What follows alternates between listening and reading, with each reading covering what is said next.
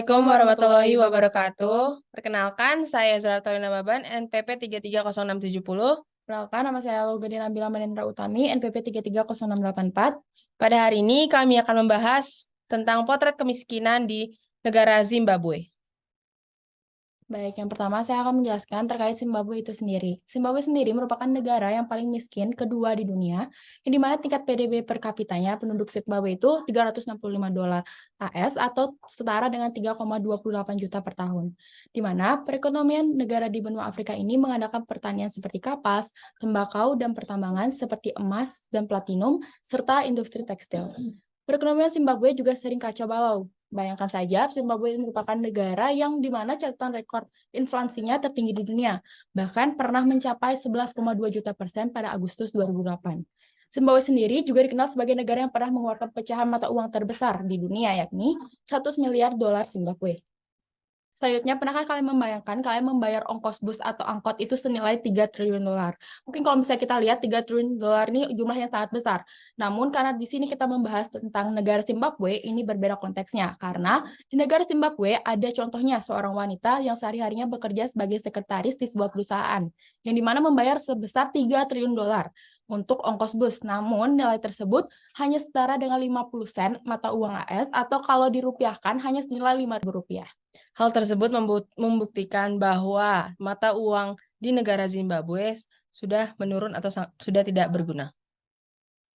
Nah, sekarang kita akan membahas tatanan dalam kota Zimbabwe.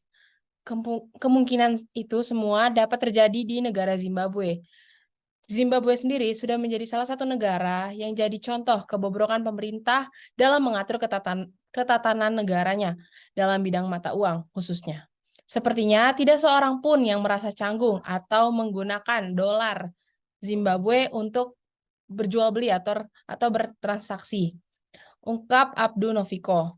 Ia pun mengaku kerap melihat seorang petugas polisi menggunakan dolar Zimbabwe untuk membayar ongkos. Kemudian, Zimbabwe masih kekurangan uang untuk bertransaksi, di mana wilayah negara Zimbabwe masih banyak yang kekurangan uang sebagai mata pencaharian, yang mana sebagai alat transaksi yang sah. Dolar Zimbabwe digunakan seperti halnya surat perjanjian atau promissory notes.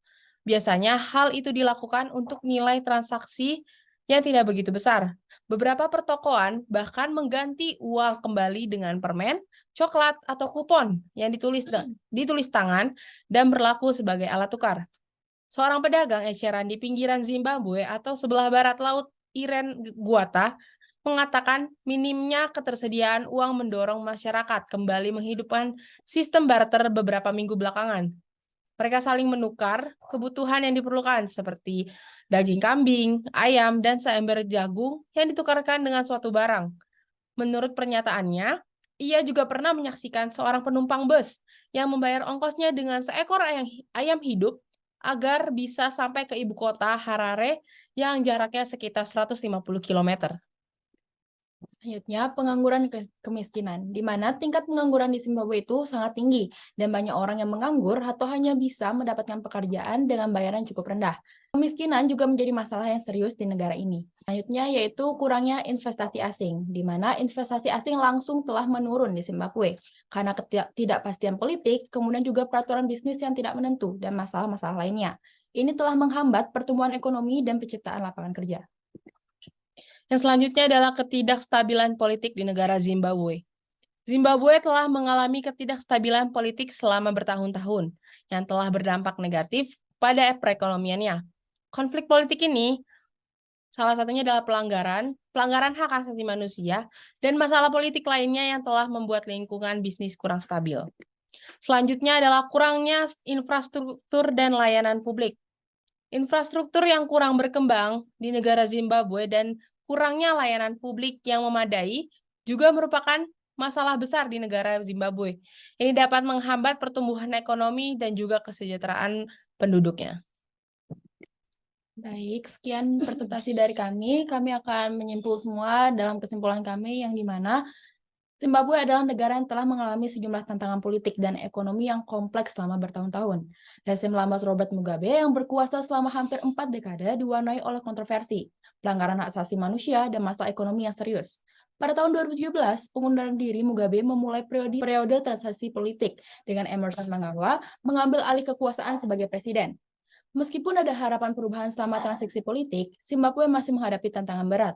Ini termasuk inflasi tinggi, mata uang yang tidak stabil, pengangguran, kemiskinan, serta ketidakpastian politik. Pemilu di negara ini seringkali dikelilingi oleh kontroversi dan tuduhan kecurangan.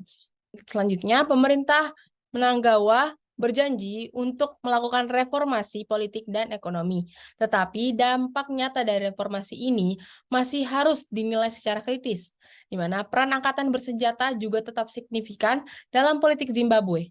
Untuk memahami situasi politik dan ekonomi terkini di Zimbabwe, sangat penting untuk mengikuti berita dari sumber terpercaya dan memperoleh wawasan dari organisasi yang berfokus pada hak asasi manusia. Zimbabwe adalah negara yang terus berubah dan masa depannya masih belum pasti. Sekian presentasi dari kami, kurang lebihnya kami mohon maaf.